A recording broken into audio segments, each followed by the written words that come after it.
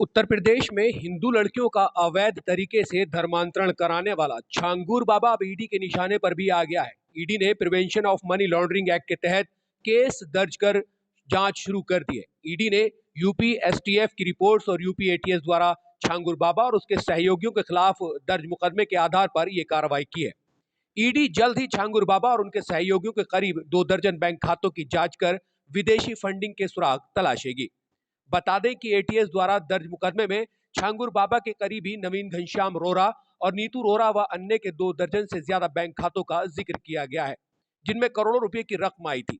साथ ही विदेशी खातों के जरिए भी लाखों रुपए का लेन देन होने के प्रमाण मिले हैं। अब ईडी इनकी जांच करके पता लगाएगी कि ये फंडिंग कहां से हो रही थी। साथ ही छांगुर बाबा और उनके करीबियों की चल अचल संपत्तियों का पता लगाकर उन्हें जब्त किया जाएगा। उधर छांगुर बाबा के खिलाफ योगी सरकार का बुलडोजर एक्शन भी जारी है। पिछले मंगलवार से शुरू हुई ये कार्रवाई बुधवार को भी जारी रही। यूपी के बलरामपुर में स्थित कोठी के अवैध हिस्सों को ध्वस्त किया जा रहा है। कई थानों की फोर्स लगाकर कार्रवाई की जा रही है। एटीएस की जांच में कई जानकारी सामने निकल कर आई है। बताया जा रहा है कि ये गिरोह सुनियोजित तरीके से युवतियों को प्रेम जाल में फंसाकर धर्म परिवर्तन कराता था। छांगुर बाबा के टारगेट पर हिंदू लड़कियां होती थी। छांगुर बाबा लड़कियों को बहला फुसलाकर जबरन उनका धर्मांतरण करवाता था। यूपी एटीएस चीफ अमिताभ यश ने बताया कि धर्मांतरण गिरोह की साजिशें बेहद खतरनाक थीं। हिंदू समाज की लड़कियों को प्रेम जाल में फंसाकर झूठे नामों से शादी का झांसा देकर उनका ब्रेन वॉश किया जाता था। छांगुर बाबा की जो मोडस ऑपरेंडाई था, उसमें हनी ट्रैपिंग, प्रशासनिक दबाव, किसी को भी इन्फ्लुएंस में लेना, नाबालिगों का धर्म परिवर्तन, ये सब शामिल थे। और इन सब के माध्यम से वो काफी समय से धर्म परिवर्तन करा रहा है। इस कार्य के लिए उसे काफी बड़े अमाउंट में फॉरेन फंडिंग प्राप्त हुई, जो उसने लगभग 40 अकाउंट्स में रिसीव किया। और इसका इस्तेमाल भी लोकल प्रॉपर्टी एक्विजिशन के लिए और धर्मांतरण के लिए किया। अन्य प्रदेशों में भी इसकी प्रॉपर्टी की जानकारी हुई है। पुणे के पास इसकी 16 करोड़ की जमीन की जानकारी है। इसके बदले उन्हें अच्छी जिंदगी, पैसे, सुरक्षा का लालच दिया गया। गिरोह ने हिंदू लड़कियों के धर्म परिवर्तन के लिए बाकायदा दरें तय कर रखी थी। एटीएस की जांच में सामने आया है कि ब्राह्मण, क्षत्रिय और सिख लड़कियों के लिए 15 से 16 लाख, पिछड़ी जातियों के लिए 10 से 12 लाख और अन्य जातियों के लिए 8 से 10 लाख रुपए तक की राशि निर्धारित थी।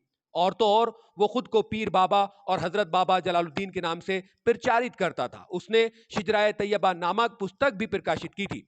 उसका उपयोग वह और उसके सदस्य इस्लाम धर्म के प्रचार प्रसार और ब्रेन वॉशिंग में करते थे। गिरोह के सदस्यों ने लगभग 40 बार इस्लामिक देशों की यात्रा भी की। साथ ही उन्होंने अपने नाम और फर्जी संस्थाओं के नाम से 40 से अधिक बैंक खाते खुलवाए थे, जिनमें लगभग 100 करोड़ का लेन देन हुआ। सिर्फ प्रेमजाल ही नहीं बल्कि गरीब और असहाय लोगों को भी ये गिरोह निशाना बनाता था। यदि कोई धर्मांतरण से इनकार करता तो उन्हें फर्जी मुकदमों में फंसाने की धमकी दी जाती। यूपी एटीएस मामले की छानबीन कर रही है।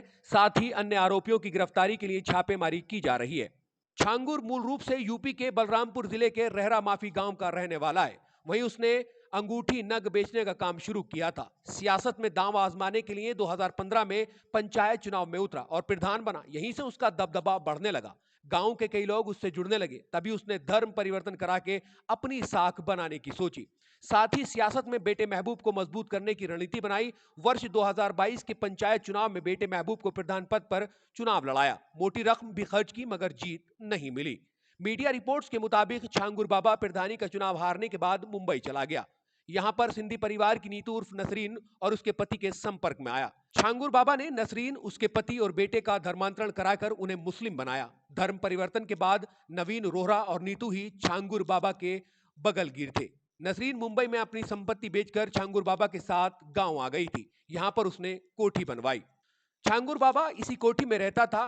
वह यहीं से अपना नेटवर्क चलाता था। बाबा कीपैड वाला साधारण मोबाइल ही रखता था। नीतू एंड्रॉयड मोबाइल रखती थी। इतना ही नहीं, छांगुर बाबा को नवीन की लग्जरी वाहन से लेकर चलता था। वह वाहन चलाता था और नीतू हमेशा उसके साथ ही रहती थी। वह बेटे को पंचायत की सियासत में सफल बनाने की योजना पर काम कर रहा था। इसी दौरान वह एटीएस के शिकंजे में आ गया। छांगुर के संदर्भ में यूपी के सीएम योगी का भी बड़ा बयान सामने आया है। उन्होंने धर्मांतरण मामले को लेकर सख्ती बरतने के निर्देश दिए हैं। सीएम योगी ने एक्स पर लिखा, हमारी सरकार बहन बेटियों की गरिमा और सुरक्षा के प्रति पूर्णतः प्रतिबद्ध है। प्रारंभिक जांच में सामने आया है कि आरोपी जलालुद्दीन की गतिविधियां समाज विरोधी ही नहीं बल्कि राष्ट्र विरोधी भी हैं।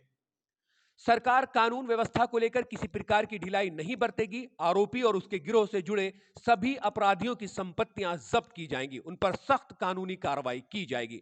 राज्य में शांति, सौहार्द और महिलाओं की सुरक्षा को भंग करने वालों के लिए कोई स्थान नहीं है। उन्हें कानून के अनुसार ऐसी सजा दी जाएगी जो समाज के लिए एक उदाहरण बने। जैसे जैसे कार्रवाई आगे बढ़ रही है, नई नई जानकारियां सामने निकलकर आ रही हैं। आप हमारे साथ बने रहिए, हम आपको इसी तरह से आगे भी अपडेट करते रहेंगे। अगर आपने चैनल को सब्सक्राइब नहीं किया है तो अभी कर लें। इस तरह की नई नई जानकारियां हम आपको आगे भी देते रहेंगे।